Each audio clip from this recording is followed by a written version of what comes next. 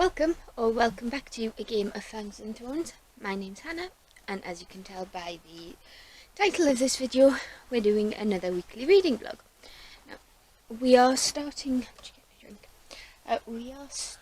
this video off with a bit of a haul, but I'll get to that in a minute.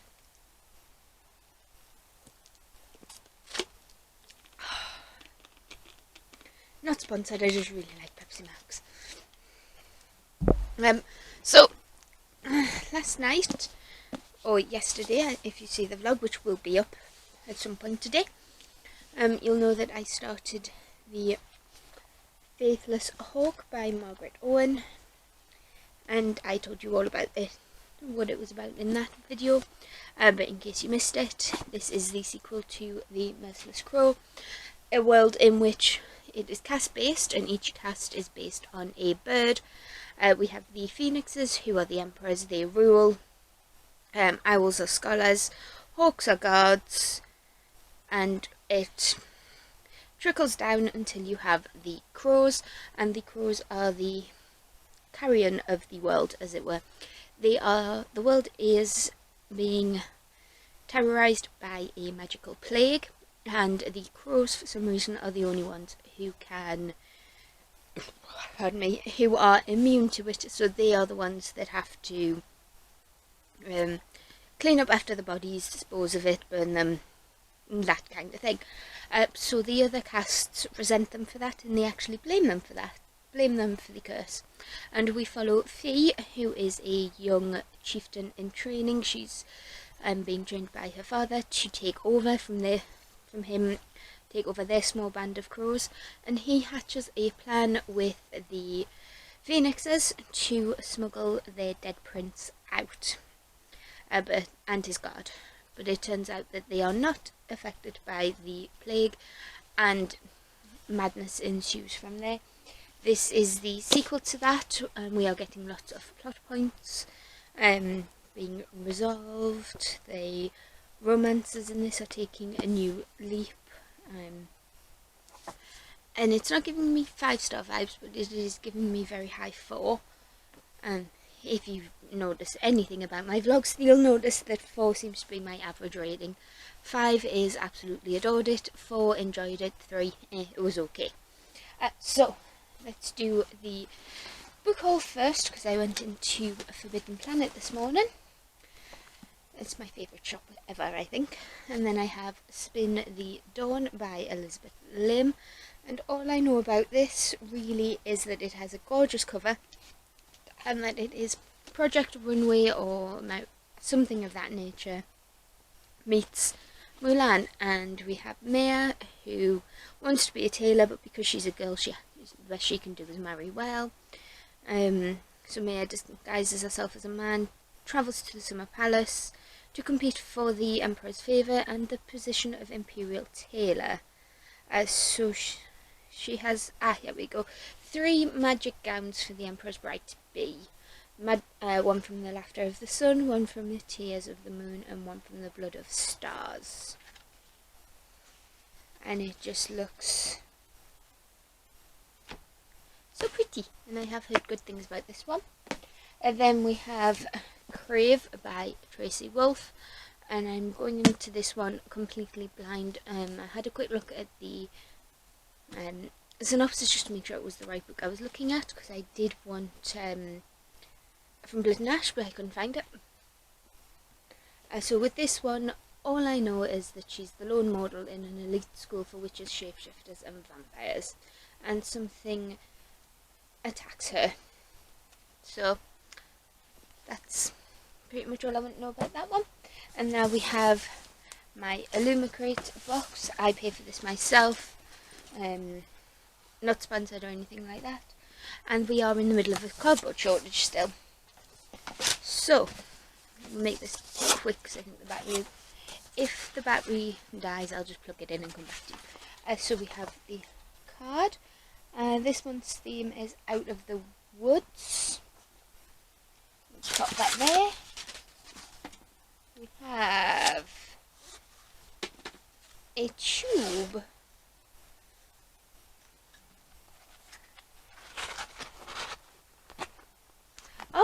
cool. It's a little tapestry. And on the back it says, based on the darkest part of the forest by Holly Black. Now I haven't read that one, but I do want to. Is it vampires? Or is it Fae? No, it's Fae. Coldest girl in Cold Time is vampires. Yeah, that's quite nice. I don't know if it's really me, but we'll put it on the trolley for now. We have a pin.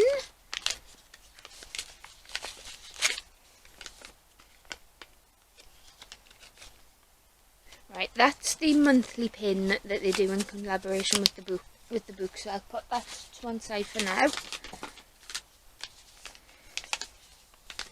That's by Stacey McAvoy Gaunt.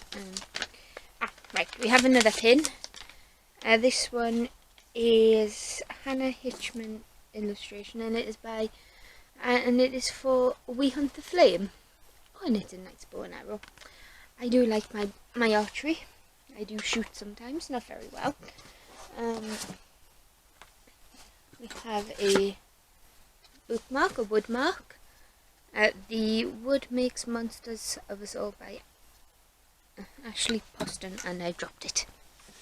And there's a little sleeping fox. I will go back and tell you what everything is based on if I don't know. We have a plain white box with a wooden... Oh! It's a water bottle, methinks. Yeah, it's a flask. Is this glass? I think this is glass. Right, it says, the woods are lovely, dark and deep, but I have promises to keep. And miles to go before I sleep, and miles to go before I sleep. Oh, by Robert Frost. That's the poem, isn't it? Before I sleep. We'll pop that down there. Piece Your Own Story, The Lord of the Rings. Oh, so it's a jigsaw. We have a Avalanche. We have a Folk of the Air by this company as well, and they just look like chunky books. We'll put that there for now. Right, so we'll have a look at the pin, because I do like the pins. It's a little tree with some letters on it. Yes, I am not giving you spoilers for the book, even though I think I know what it is. And I saw this book in Forbidden Planet as well, and I was very tempted. I know it was for the wolf I saw. This is a different one. This is The Wolf and the Woodsman by Ava Reed, with some really pretty sprayed stenciled edges. We have a letter from the author with the art print.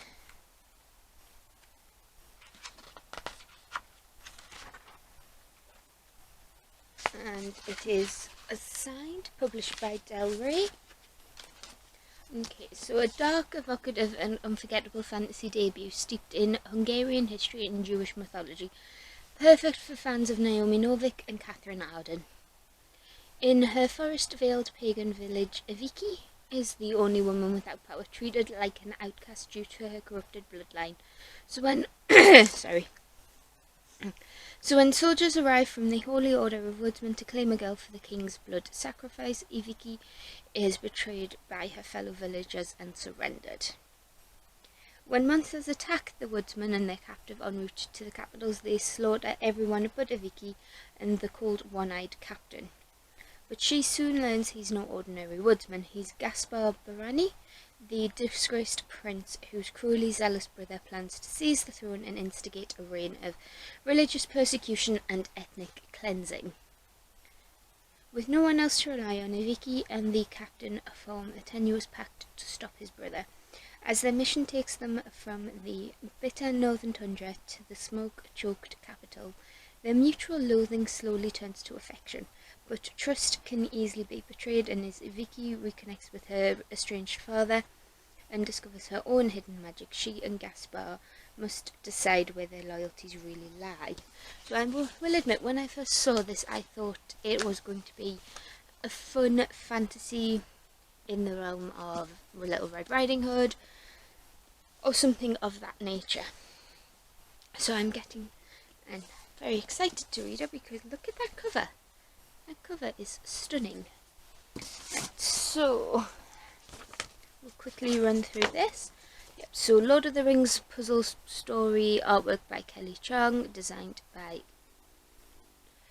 Chatty Nora, I think. The Darkest Part of the Forest banner by Abel Kalar at Superstar Fighter. The Woods Are Lovely water bottle, designed by Fez Inkwright, Ros Dotter on Instagram. The Wood Makes Monsters Woodmark, which is gorgeous, and I might put it in that book, was by No One Designs.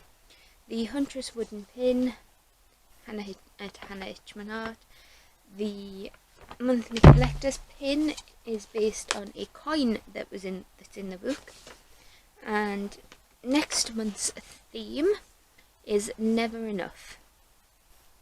This, and now I have that song from Greatest Show running through my head, you know, the opera one.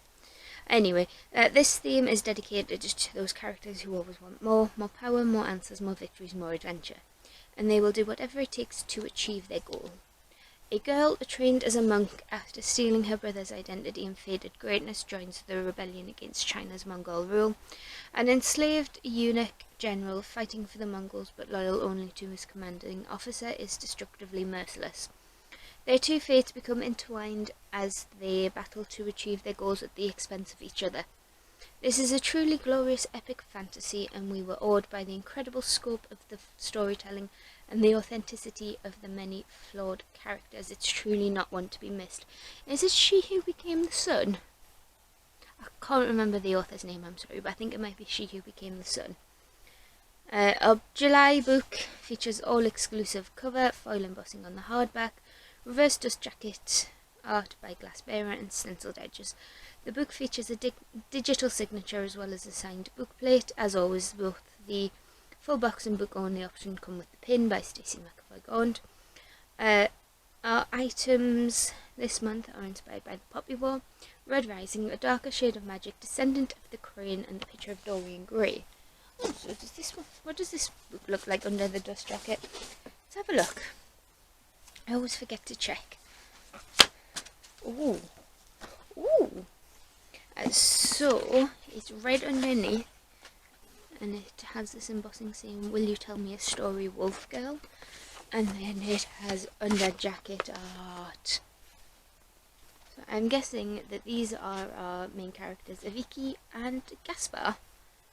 I'm going to, when I'm reading this, at one point I will probably call him Caspar, but you know, it is what it is, and I'm going to pop these away, update the bullet journal with the 3 books I've added to the collection, oopsies, and probably come back to you when I've finished The Faithless Hawk. I am still on holiday, so my days are, what I do is up to me.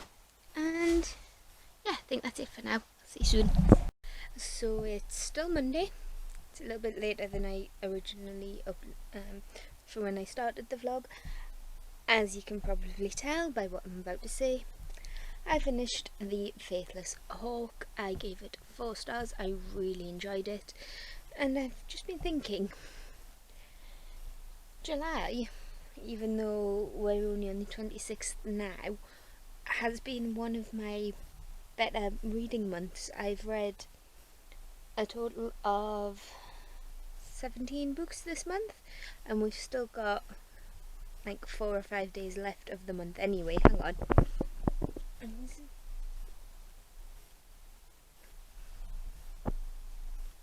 Yeah, July has 31 days, and hang on, I need to adjust the charger.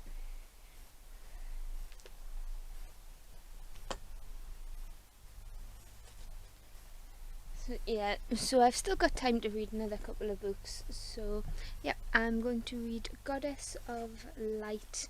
No, yeah, Goddess of Light now, as it's the last one on the official TBR. And I'll see you soon in the next update. No, I haven't finished the book, but I just realised I didn't actually tell you what it was about. And I'm about halfway through, so I pretty much can tell you what's going to happen. So we follow Pamela, who is divorced, and her ex-husband was a bit of a egotistical maniac, let's just say. So they get sent, but she's in Las Vegas, and Zeus, king of the gods, has decided that he will open that up to his children, the rest of the pantheon, so that they can experience modern life, as it were, get themselves a little bit of je ne sais quoi, as it were. And so that happens. Vegas is Bacchus's realm, and Bacchus is the god of wine, fertility, pretty much anything that fits within Vegas. And he doesn't like that Zeus has opened it up to the rest of the gods. So he arranges a little show to invoke the powers that be, as it were, while Artemis and Apollo are in residence at Vegas. And to seal it, it needs blood and wine and a heartfelt wish. Our Lady Pamela provides that by accident, almost. So she asks Artemis to provide her with romance, a godlike man in her life, that kind of thing. Artemis sees it as a perfect chance to get Apollo over his funk. To understand why Apollo is in a bit of a funk, you do need to read Goddess of Spring first, I think. I think that's the only one where it helps to have read the book before it. It's not major. They don't spoil each other. They are completely self-contained stories, but there is a bit of a crossover between a couple of the characters in Goddess of Spring and Goddess of Light. A bit of a crossover there. So Apollo's been in a bit of a funk since then. So Artemis goes, right, yeah, she wants a god, you need to get over it. And then romance ensues, pretty much. But what I like about Pamela is she seems, because she's already been married, she knows what she doesn't want, and Apollo's given her the chance to heal and see what it is that she actually does need in a relationship. And she is a interior designer with a bit of a flair for architecture. She explains it as knowing what works with what. So if you know how the building works, she'll be able to tell what's happening. And my battery is dying, so I'm going to give this like I say, I'm still a little bit through, so the next update will probably be me finishing it and my rating, but it's feeling a 4-star, 3-4. Okay, so I'll see you soon. Excuse the hair, I just got it up to keep the girls in as asleep, but as you can probably tell, this is what, the 3rd time I've updated this vlog today. I finished Goddess of Light, and it was just so sweet and just exactly what I needed. 5 stars. Don't know what else to tell you. There was a point in it where our main character Apollo does go slightly overboard with the snake, in the sense that it is quite it's not graphically described, but he does kill it he kills it, and then he makes sure it's dead. So just be wary of that. If animal killings are a sensitive topic for yourself, but other than that, I adored this one. I think it might be tied for my favourite of the series with Goddess of Spring, which kind of makes sense because they both deal with the gods, I should say, directly. Then there's no switching of body. Well, in Goddess of Spring there is switching of bodies, but with Goddess of Light there is a bit of lying, but I don't know how to describe it, but it's not lying as such, it's more omission of truth. But if you look deep enough, and if you knew enough about Greek mythology, Greek/Roman mythology, which one character does, you would see through that, and you would understand a little bit more, I would say, and you would have a bit more of the facts. But 5 stars, and that was the last official book on my TBR for Sequelathon. If you saw the video, you'll know that I was supposed to be going on holiday. I was actually supposed to fly on Friday. It's now Monday. Last Friday I was supposed to fly. Obviously that didn't happen, so the other book I was supposed to read, if I was on holiday, was probably The Orange Tree, but I'm not doing that now because we're still in Sequelathon. So I think, just because I've on a bit of a reading mood, a reading marathon, I don't know what you want to call it, it's definitely the opposite to a slump. I think I've read, including the 2 books that I read in June but didn't get a chance to include in that month's wrap up, I've read 17 books this month, which is the best month so far in terms of quantity and quality. So I've had a couple of 5 stars. I've explained this before, I think, but if a book gives me an emotional reaction in any shape or form, whether it's happiness, sadness, irritation, where I want to throw the book, it gets a 5 stars. The irritation is irritation at characters or plot, in the sense where it's like, well, why don't you just do that, rather than this writing's awful sort of thing. That automatically gets it a 10 in characters, writing and enjoyment, which I think, depending on what the rest of it gets, is almost an automatic 5 star. This one I gave it a couple of 8s and 9s, and it still came out at 5 star. Granted, it's probably a low 5 star, but still 5 star. So what I want to read next is anyone's guess. I'm thinking maybe Empire of Gold, just to finish out the Daevabad trilogy. I know that's adult, so it'll probably take me a little bit longer to read, but yeah, I think I'm going to pick that one up. If you didn't know, the Daevabad trilogy starts with City of Brass. It's by S.A. Chakraborty. I'm just doing this with pans. It's by S.A. Chakraborty, and it is doing the rounds on BookTube, so I'm sure you've heard of it. But it follows Nari, a con woman in the streets of Cairo in the 18th century, I want to say. She's a con woman. She has a small gift for healing, and she can see what ails a person, and she has a bit of a habit, at least in the start, of making people seem, or at least think they are a lot worse off than they are, and then she sends them to the apothecary, who is her friend, and tells them they'll need all sorts of things that they might not necessarily do, in order for her to get the money from the consultation. I'm going to do air quotes on consultation, and her friend the apothecary to get more business, and they split the profits, I believe. But something goes wrong when she's doing a ritual to help a friend out. They think their daughter is possessed by a jinn. Something goes wrong there. She actually summons the Ifrit. I think the jinns are like genies, Ifrits are like demons, and she actually summons an Ifrit who wants to kill her. At this point, Nari doesn't really know why, but she knows she's summoned it because she's spoken in her mother tongue. She doesn't know anything else. She's a bit of an orphan.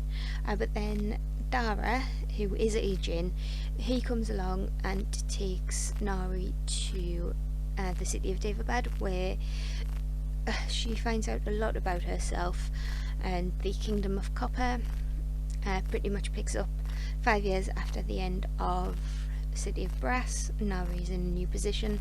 She's learning about her history and what her new position entails.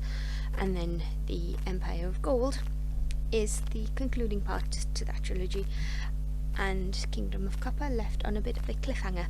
So I am intrigued to see how this one goes, and I have been told, I believe, or at least I've seen reviews where this one will make me cry, and I'm not really a book crier. I think the last book I cried at was Fault in Our Stars. But yeah, that's my plans for this evening, and I'll probably come back to you tomorrow with an update, because I'm just going to read for the rest of the night. It's Tuesday. Yeah, it's Tuesday. I've just filmed my TBR game, the first one for Game of TBR. That'll be up on Friday, so you'll have probably already seen this. And I've made a mess of my shelves, as you can tell, and the TBR trolley, trying to get the books to fit the prompt. 17 books this month. How am I going to do that? I suppose there are some middle grades in here, so it's not too bad. I'm just going to pop these on the trolley and put the books that I didn't get to read back on the shelves and read. I did get to about page 100, maybe just over, of Empire of Gold last night by S.A. Chakraborty, and I am loving it. I am loving being back in that world, getting to being reacquainted with the characters. I still just want to protect Ali. There's something about him there. I just want to give him a hug. Nari is still fierce, and I think that's it for this update. I've been filming for a long time. That TBR video took a lot longer than I thought it would. Yeah, I'm just going to chill for the rest of the day. I took some books to the charity shop as well, and did end up buying 3 more from a different one. One of which you'll have already seen in the TBR game, and that was Leah on the Offbeat by Becky Albertalli. A little cute contemporary that I'm trying to branch out and get away from fantasy and sci-fi all the time. Trying to read more real world. But saying that, I did also pick up The Girl with the Dragon Tattoo by Stieg Larsson. I think everybody knows about this one. It follows the Lisbeth, a hacker, and she's a bit of a grey morality character, if not anti-villain, anti-hero, so yeah. And we also picked up a Philippa Gregory book, because you know Kate Moss and Philippa Gregory are autobi authors for me when they write about normal people. This is The Wise Woman. It follows Alice, who joins a nunnery in an attempt to escape poverty, but obviously we know Henry VIII didn't like monasteries and nunneries very much, so he destroys that and throws her back into the real world. Nothing but her looks, her magic, and her own instinctive cunning, Alice has to tread a perilous path between the faith of her childhood and her own female power. She falls in love with Hugo, the feudal lord, and another woman's husband, but she dips into witchcraft to defeat her rival and win her lover, only to find that magic makes a poor servant but a dominant master. Since heresy against the new church means the stake and witchcraft the rope, Alice's danger is mortal. A woman's powers are no longer safe to use. I like it when there is that hint of witchcraft and magic in a historical setting, and when we just follow normal people with that something about them, that je ne sais quoi, as it were. I'm going to stop speaking French because I know my accent is terrible. But yeah, I think that's it for this update, so I'll see you soon. So it's Wednesday. I wasn't planning on filming an update at all today unless I finished Empire of Gold, which is right here, and I still have about 200 pages to go, I would say. I am still adoring it, but the reason why I just didn't have anything more to say, especially with it being a sequel and not just a sequel, but the conclusion to a series as well. Sure, I had scissors. I don't know scissors. Anyway, with it being a conclusion, there's not a lot I can say for a fear of spoilers. But the whole reason why I'm doing this update is because my July Illumicrate box came in, and like I said at the, was it Monday? Beginning of this video when I unboxed the June one, I paid for this myself, not sponsored, not affiliated. I just really like books, and this vlog is turning into one giant haul. I'm just fighting with the, there we go. So if you remember from, well, a couple of minutes ago for you guys, but a couple of days ago for me, the July theme was Never Enough, and I made a prediction that the book would be She Who Became the Sun. So let's see how well that stands up. So we have a spoiler card.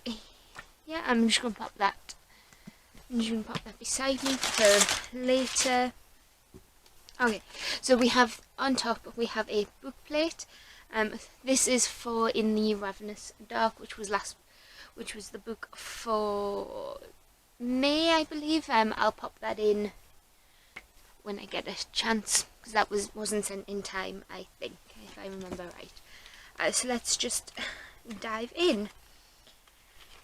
We have this little white box here, and what are you magnets? No, I think you're a mirror. Oh, you're a mirror. So we have a little compact mirror, beauty blogger moment. Little skull, and that's cute. And on the back it says, to define is to time. That's cute. I don't know what it's from, but as always we will go through it. And I'm just going to pop you on pause because the camera's flashing. Maybe a slight camera angle, but we are still on an angle. Why are we always on an angle? Anyway, yeah, we have the little mirror, and she's so cute. And have this thing. I think this is a fan. They sent a Nevernight fan a couple of, was it last year? But we have a fan. It says, no night was perfect for treason, but this one came close by Joan He. So I'm guessing this is Descendant of the Crane, which I haven't read, but does have an absolutely gorgeous cover. So that's pretty. I like that. Oh, I just have a bit of a moment. It's still, even though it has been raining, it is still really hot here. For England, I know. We have this little thing, sorry if it squeaks, but it's bubble wrap, and we know bubble wrap squeaks, or at least it does for me. Oh, it's a photo frame, and I'm guessing that this is Red Rising inspired, because I think that is Darrow, that is Several, and that is Mustang. I do like Red Rising. Yep, so we have a little glass case here, a little glass here, the print goes in the middle, and it is secured by the magnets. They have done one very similar. I have the Adi LaRue photo frame thing at the top. I'm running out of space on bookshelves here, but that can go there for now. We have a mug designed by Rosie Thorns 88, and it just says Between Us on the very pretty box.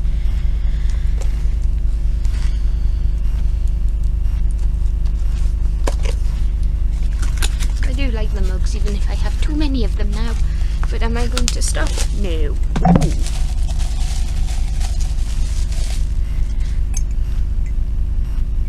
I don't know what this is from, but it's very pretty. I do like Rosie's mugs. I like her art style as well. So so we'll just pop that there for now. We have this box here. Where did I put my letter opener? I put it back in the box. I think this was from Fairy Loot. This was either from Fairy Loot or Luma Crate as well. And it's my little Damaris letter opener. It is great for these packages.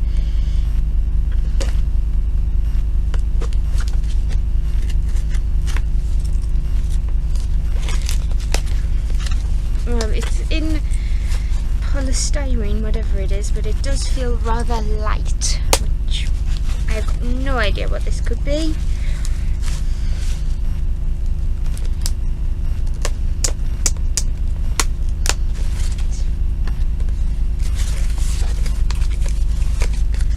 Could it be another book pot? And again, I am running out of room. Oh, it's a bust of some guy.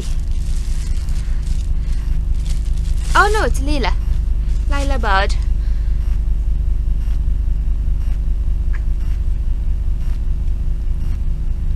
I've never been sent one of these before.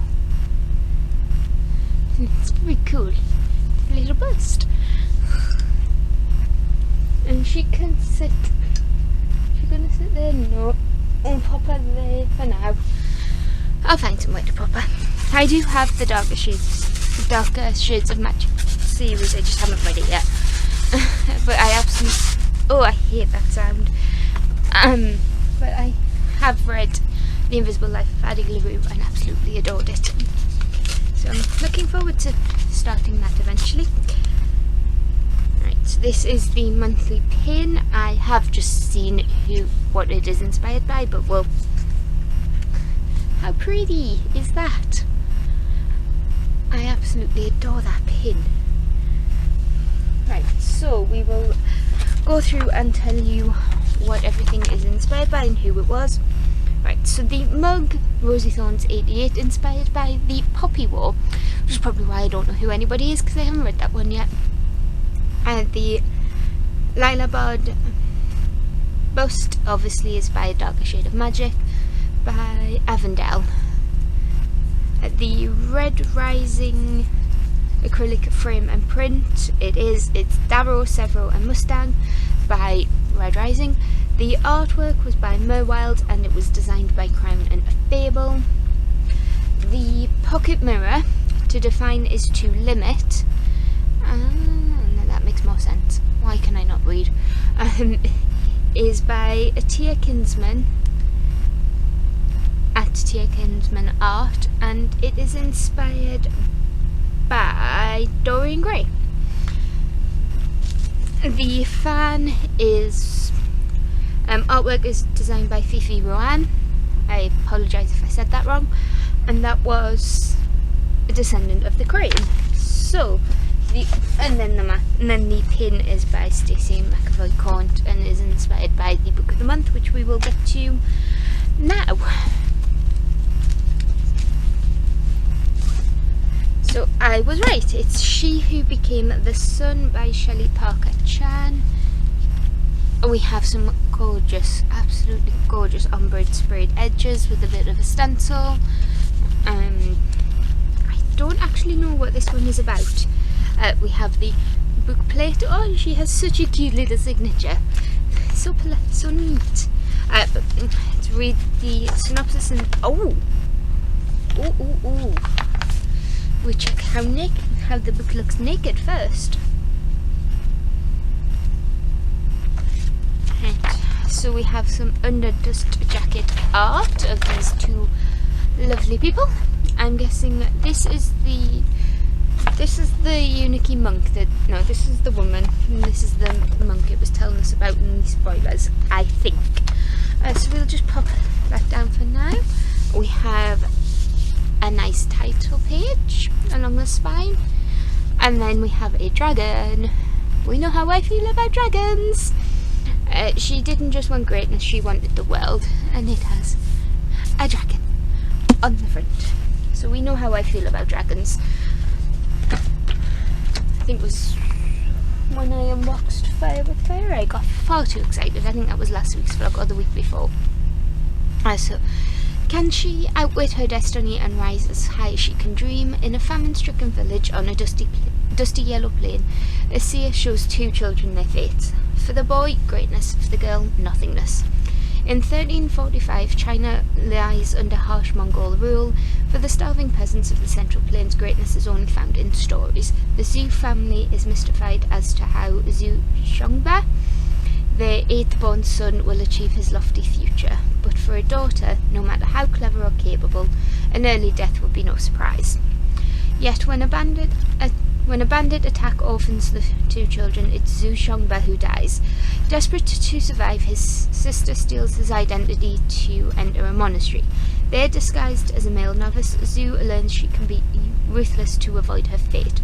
But when her sanctuary is destroyed, Zhou is cast back into the war-torn world. To change her ending, there's only one thing she can do: claim her brother's great destiny as her own. Oh, that sounds good. I got chills. And unfortunately, I have already filmed my TBR for the month, otherwise this would totally fit two of the prompts, possibly. But to find out what that was, you'll have to watch the video, which should be up by now. It's going up on Friday.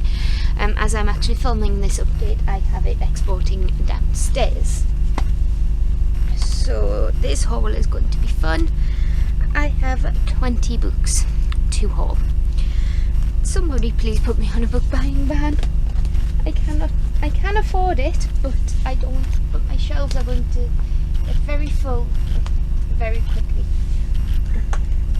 And then my magnets will have to be moved because it won't stay in place. Actually, probably better off putting it there. Anyway, so August's theme is one I am very excited about, and that is Dark Academia. We're bringing you a fandom neutral box this month, and we're so thrilled with the items we put together for you. We'll be bringing you the first in a brand new collectible series, plus a reading journal. It'll be undated and can be started at any time, which is always useful. We're so excited to be bringing you another fandom neutral box and can't wait to do more reveals. The last fandom neutral box, I think, was the Addie LaRue box. Obviously it wasn't called Addie LaRue, but everybody knew that was the book. That was what the book was. Featured book this month is a YA horror standalone. When a student working in the library and her least favourite patron discover and open an ancient hidden book, they accidentally release a demon who will do anything to remain freed. What ensues is a battle of wills between a force with horrifying powers and influence, and two teenagers who are determined to win and to protect those they love. Will they succeed, and will they confront their growing feelings for each other? Now that sounds interesting. I have got no idea what the book is, but it features an entirely redesigned cover, sprayed edges, foil embossing on the hardback, and is signed by the author. And it does have the matching pin designed by Stacey McAvoy Gaunt. And August has a ceramic book pot designed by Chatty Nora. So, favourite item... I do quite like the bust because I've never had one of those before. She's cute. She's fierce. And if you are following Illumicrate on Instagram, you'll know that they have announced their September theme, which was all or nothing, something along those lines, like never give up, and they actually announced the book as well, and I am so excited for the book. It is a highly anticipated release by a lot of people, myself included. It is Vampire, and it is by J. Christoph. And if you know what that is, comment down below if you're just as excited as me for that one. And I think I was going to give you the outro to the video there, but no, it's only Wednesday. Hopefully this vlog doesn't end up with another hour-long one like last week. I'm still confused as to how and why that one ended up so long. If you sat through that one, thank you. But I'm rambling now, so I'm going to find a spot for all of these, pop the pin on my pin banner. If anybody wants to have a look, wants to see what's on the pin banner, let me know in a comment, and I'll probably show it in another vlog. And I will chat to you later. Next update will probably be when I finished Empire of Gold. As I said at the start of this, I am still really enjoying it. I just can't tell you much about it because I am on page 569 of 750. Okay, 752. So anything I tell you at this point would be a spoiler for this book and for the previous two as well. But I am really enjoying it. Some family secrets are coming to light at this point, and I am flying through it, I think. So yeah, I'm gonna tidy this up. I'll go back downstairs because I'm watching the Olympics. It's the dressage individuals, I think. I don't know, but I'm going to have a bit of an editing day, I think. I guess the first game of TBR, or the return of game of TBR, I should say, is exporting. It's being finalised in my editing software, and then I'll probably just continue and edit the vlog up to today, and then come back to you if I have anything else I want to talk about. So I'll see you soon. So I did tell you I would update when I finished Empire of Gold. I did actually finish it a lot early. I finished it at about 2:30, 3 o'clock ish, but then I went shopping. I went to the Metro Centre, which is a big shopping centre near where I live. I didn't buy books. I've bought enough books this month, I think. I did buy a nice new outfit, which you might see at some point. It's just a green top and a flowery springtime summery skirt from Primark. But anyway, it's not what you're here for. So, to possibly nobody's surprise, I'm going to stop shaking the camera, but possibly to nobody's surprise, I gave the Empire of Gold 5 out of 5 stars. I absolutely adored it. Unfortunately, it did suffer. This is maybe more me than the book, but it did suffer from that midpoint slump where everything just slowed down and I got bored. But there was enough intrigue and I wanted to know what happened, and there was enough love of the characters for me to want to continue. I don't think that's a case of it's bad writing or bad plot, because every book has a lull for character development, relationship development, and then just in some books, I think it goes on, personal opinion, I think it goes on too long in certain books, and I just prefer the action. But everybody's different, and what I disliked about that maybe what one person absolutely adored. But saying that, I did enjoy the character growth from where they all started in City of Brass to where they eventually ended up in not Kingdom of Copper, Empire of Gold. So I did enjoy that side of it. The world was rich and lush, and everything was, the logic was there. I mean, the characters are told, don't do this one thing. They do the one thing, and there are actually real consequences to that. And in the Empire of Gold, we see those consequences, and we see the results of certain characters, certain plot points that were put in place in the first two books. So it is very well thought through. It's not COVID. It's just a tickle. So, seeing as it is only Wednesday the 28th, and July has 31 days, so it's not the first until Saturday or Sunday, I want to say. I can't be bothered to find my phone. Oh, there it is. Let's have a look.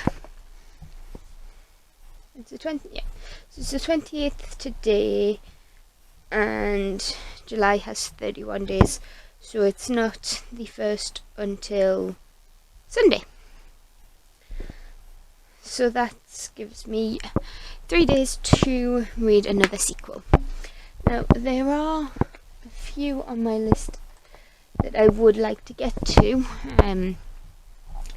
The second book in the Book of Dust series has been on my TBR for a while. That is another chunker. But I think it's young adult, but I'm not sure. But I don't really feel like a fantasy. I know, shock horror. I think what I might do is send Lila bird flying. Oh, she's alright.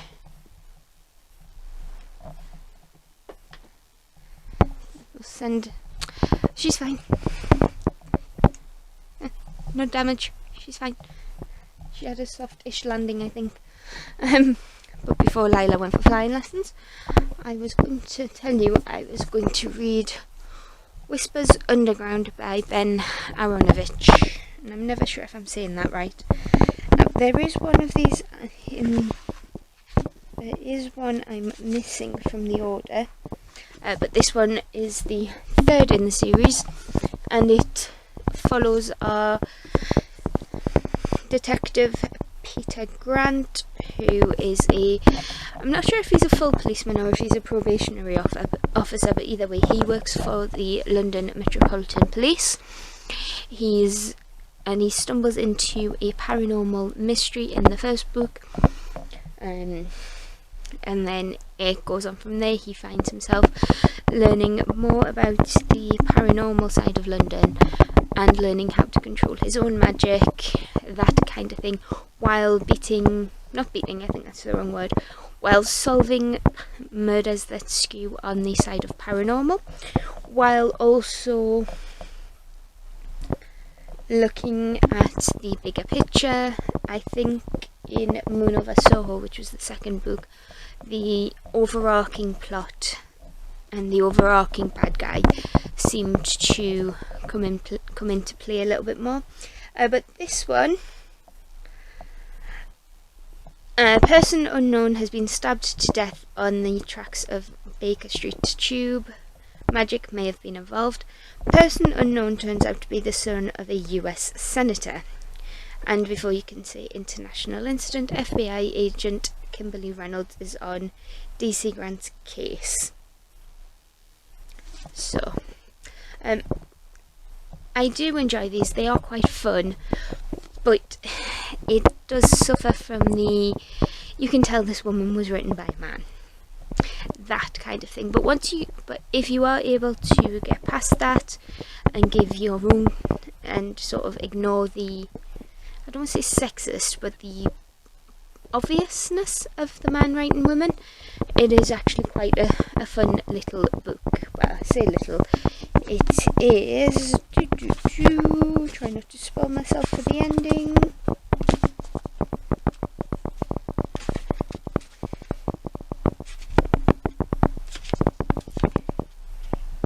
...418 pages long, and the font is fairly big, and like I say, they do take a while to get going, but once they do, I find them quite quick. So I'll probably be telling you tomorrow that I finished this one, but let's not hold me to it. I want to enjoy it. I don't want to race through them. And I think that's it for this update, so I'll see you when something interesting happens.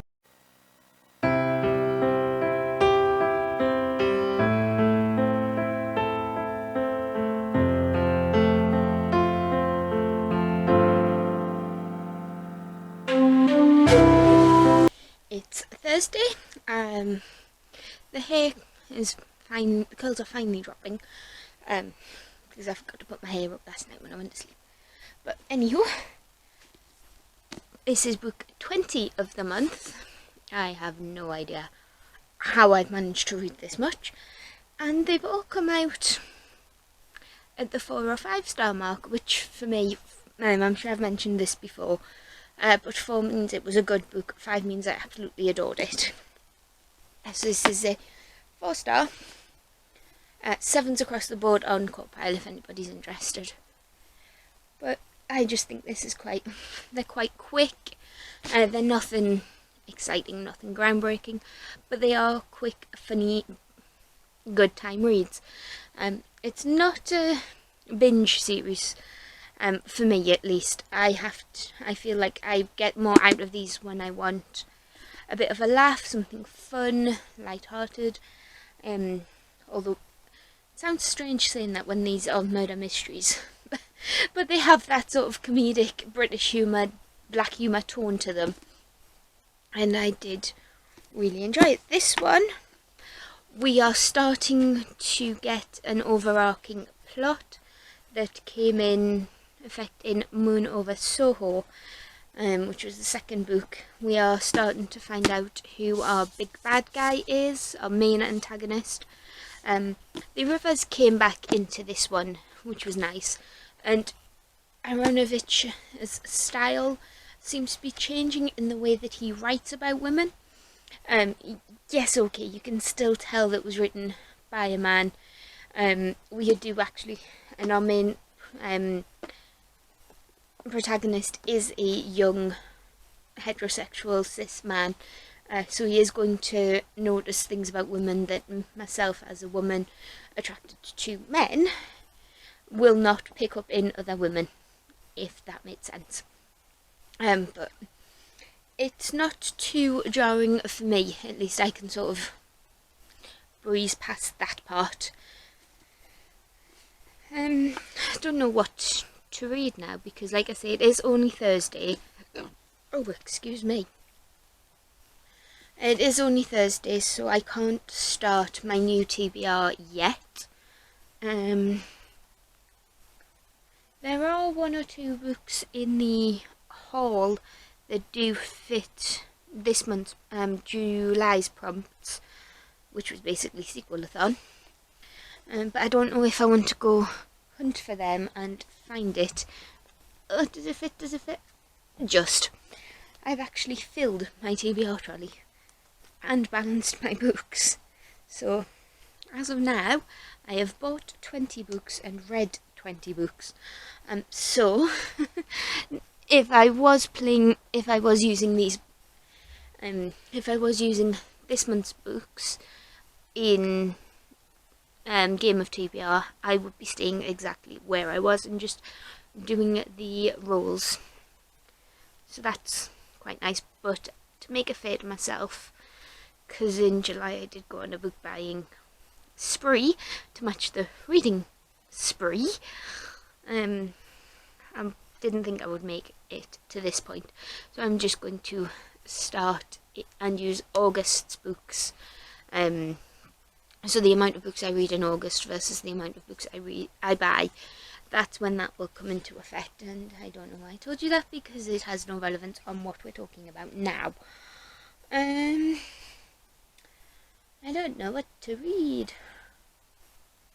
I do have some series, as like I said, that I need to finish. I do need to catch up with the Rivers of London series, which is what Whispers Underground is part of, but they're not bingey series for me. I have to be in the mood for that sort of comedy, light-hearted banter, because to me the books don't focus on the murder too much, so I'm not getting bogged down with that. But I just think they're fun, and they're a nice little comfort read, a break from all the heavy fantasy that I tend to read. So there's that one. I do have the next book in the Book of Dust series to read by Philip Pullman. That's The Secret Commonwealth. And I do have a Shadow Study, just in the corner there, by Maria V. Schneider. Now that one is the final trilogy within a world, so even though I haven't started that trilogy yet, it does count within the rules of Sequelathon. But I think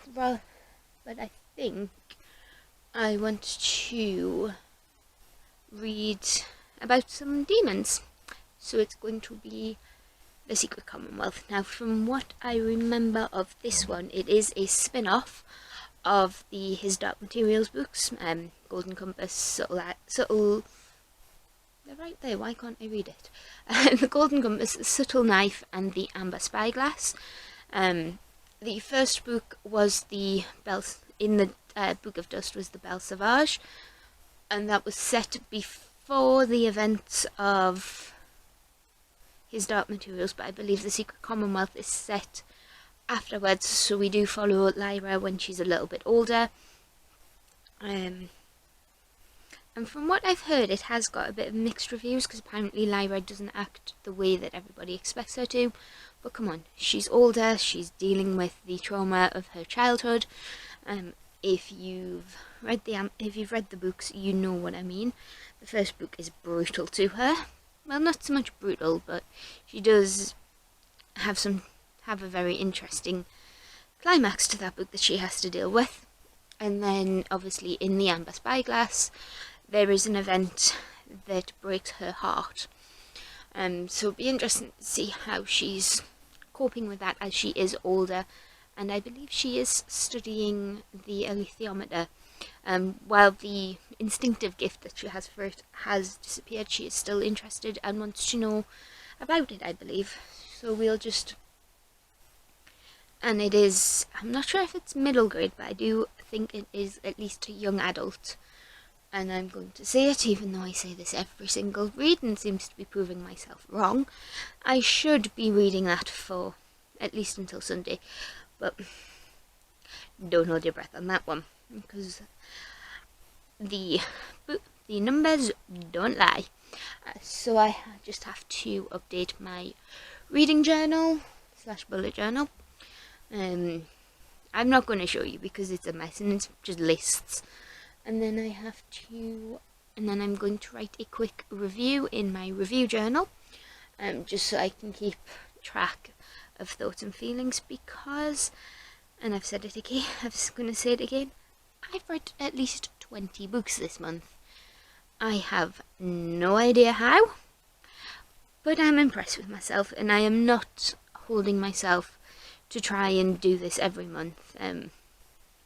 If you saw the TBR game, you'll know that 17 is a bit of a stretch for me. Normally I only manage about 13, 14, I'm going to say. So 17, it's doable if this month is anything to go by.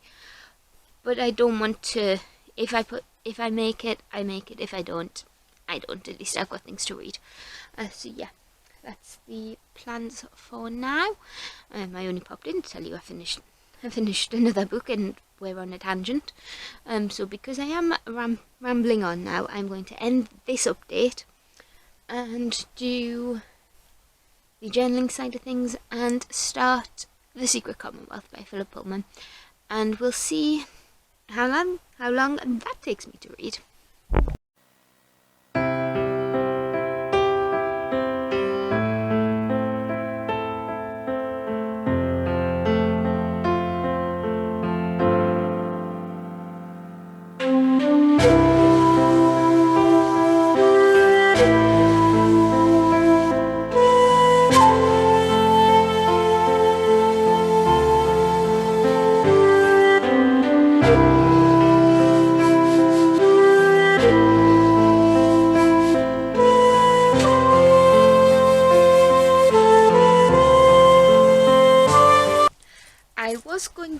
I'll get back in frame.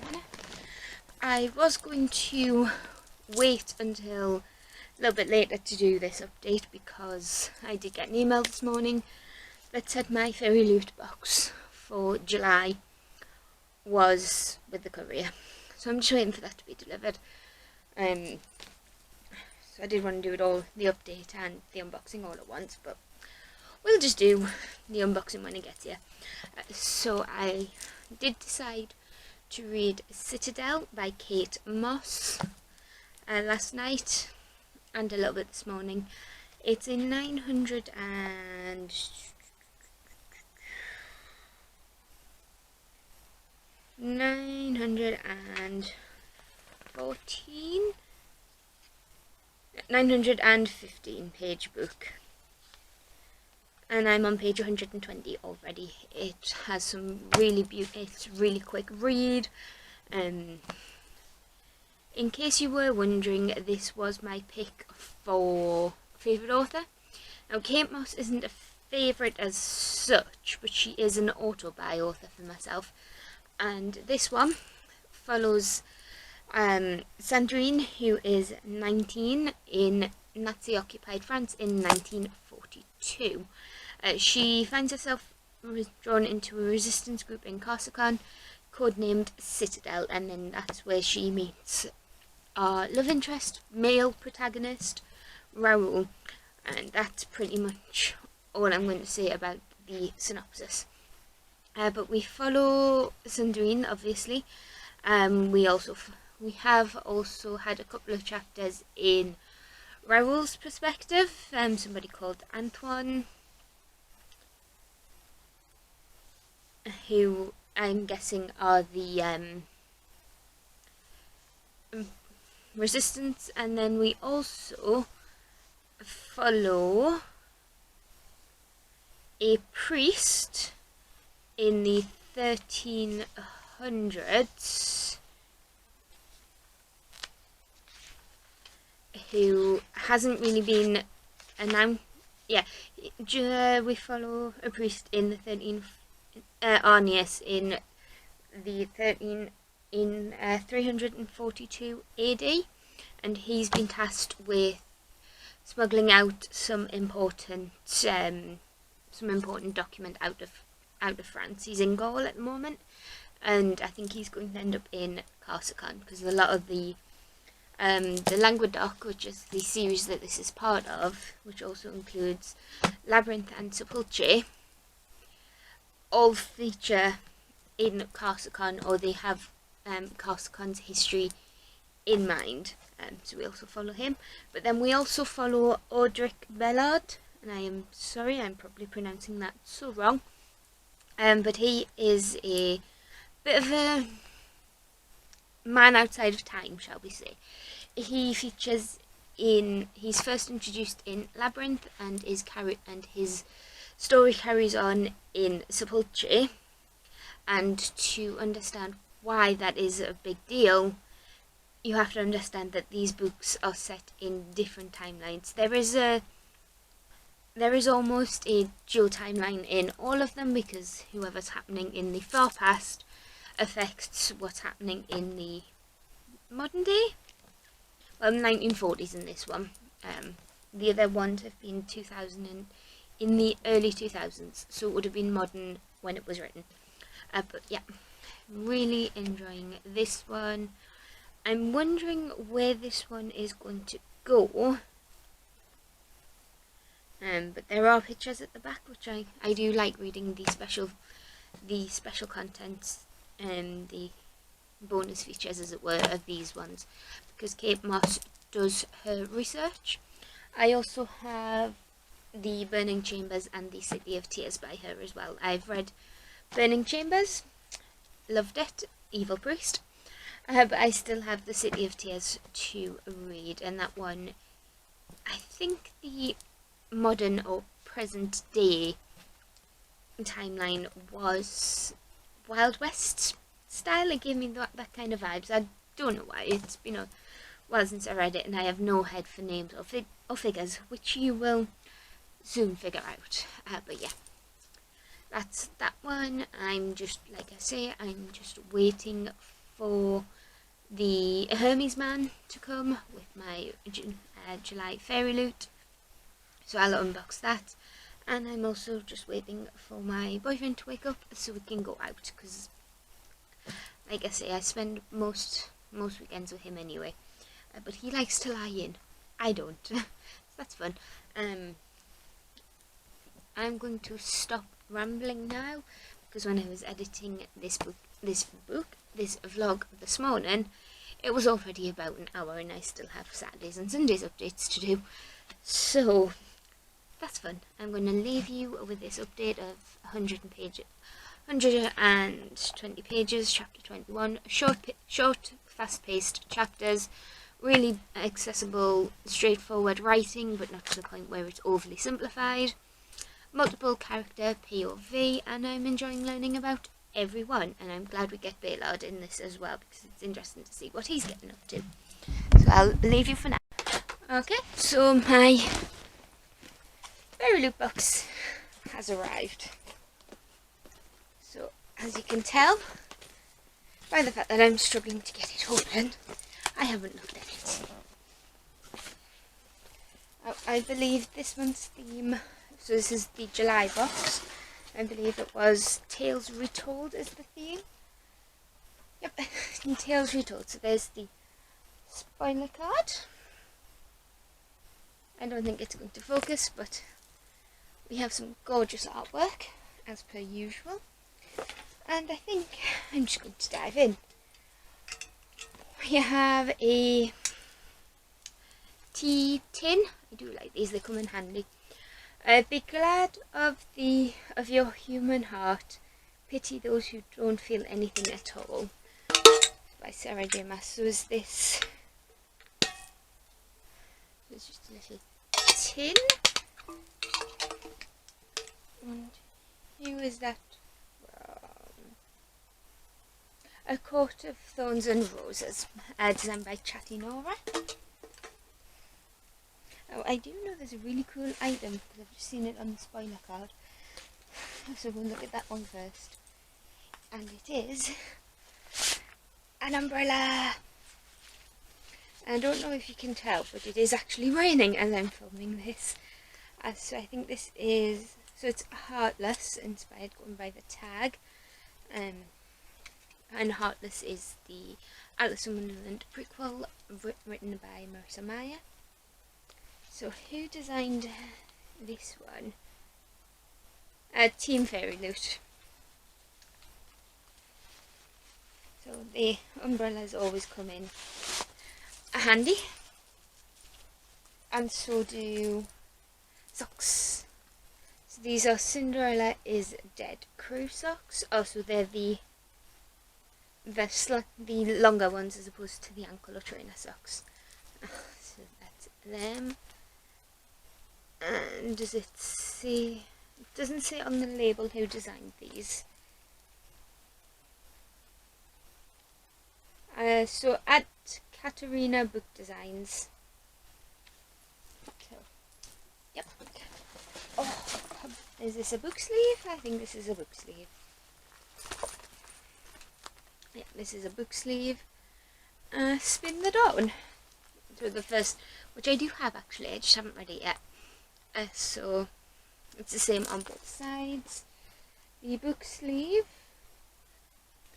was designed by Rosie Thorns 88, and it is that leathery feel. So it should be a little bit waterproof, and it is fleecy lined on the inside. And then we have some wormies getting everywhere. But we have our tarot cards, which are King of Wands and Queen of Wands. Now, I think this is Legend, and this is Teller from Caraval.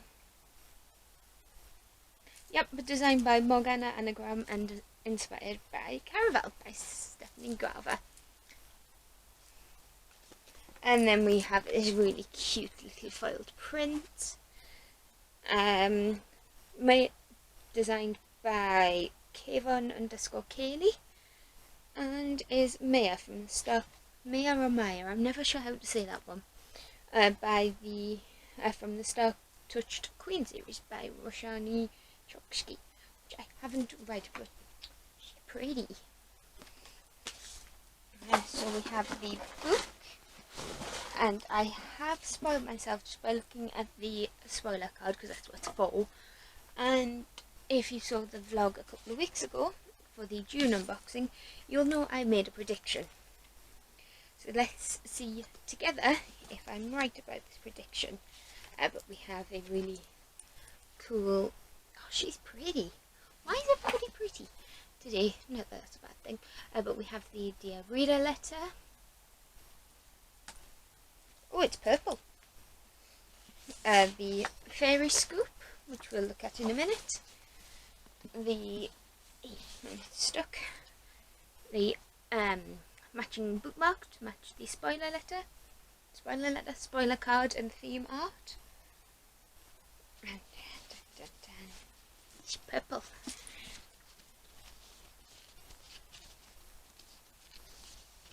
And I was right. 6 Crimson Cranes by Elizabeth Lim. And we have the 6.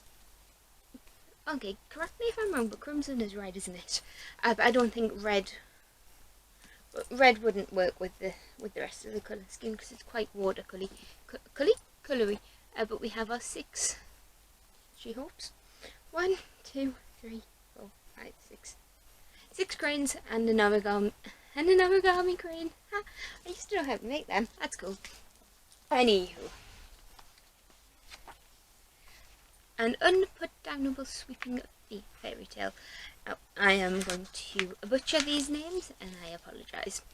Shirori Anma, the only princess of Kayata, has a secret. Forbidden magic runs in her veins, and on the morning of her betrothal ceremony, Shirori loses control.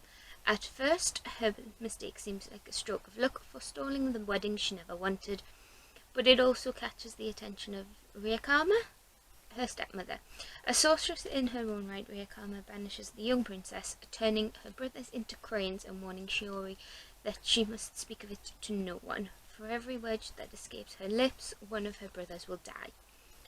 Penniless, voiceless, and alone, Shiori searches for her brothers and uncovers a dark conspiracy to seize the throne. Only Shiori can set the kingdom to rights, but to do so she must place her trust in a paper bird, a mercurial dragon, and the very boy she fought so hard not to marry. And she must embrace the magic she's been taught all her life to contain, no matter what it costs. Ooh, green hair. So we have the underdust jacket art, which caught my attention. Look, brown hair, pretty woman, green hair, and then it is embossed on the cover and signed by the author. Oh, she's only wrote Spin the Dawn and Unravel the Dusk. I thought she'd written more than that. Unless it's someone else I'm thinking of. I don't know, but we'll pop all these back in some sort of order. And then we'll have a look at next month's theme. So August theme is Love Struck. Romances that pull on your heartstrings are the best kind, whether it wrecks you or completes you. This theme is inspired by characters that fall in love without expecting to, which can lead to wholesome or sometimes angsty entanglements. In this box you can expect items inspired by Cemetery Boys, haven't read, Caraval, have read, really enjoyed, These Violent Delights, read, loved, A River of Royal Blood, really need to get that sequel.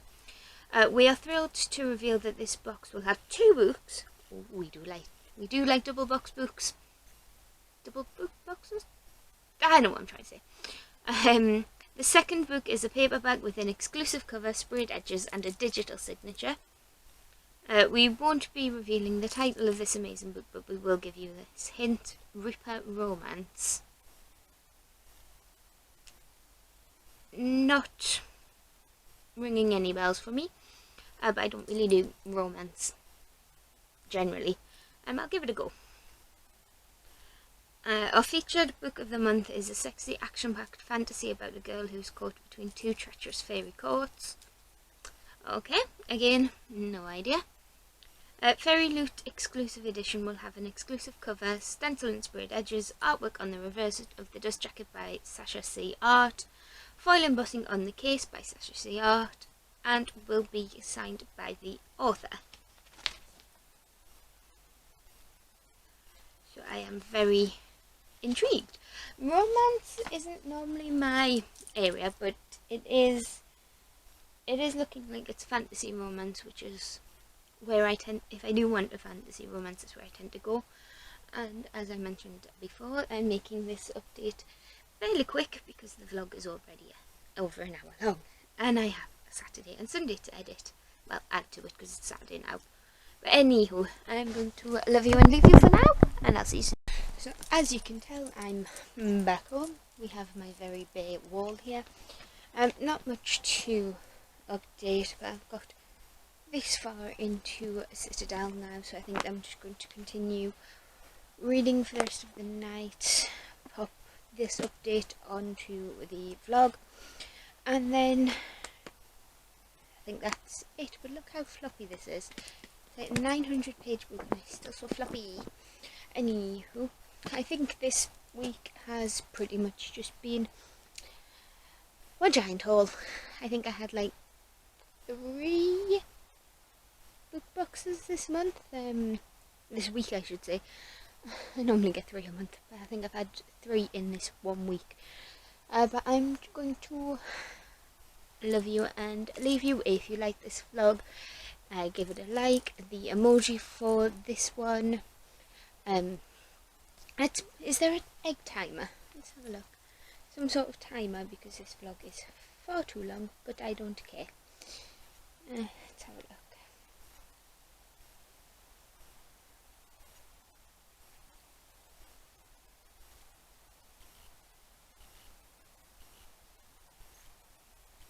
So if you can find anything to do with time, or just do the general stack of books, and I'll, yeah, so if you do the, I'm sure there's a stack of books.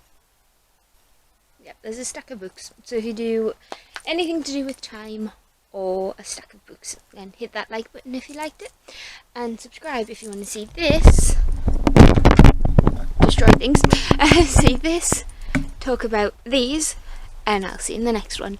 Bye!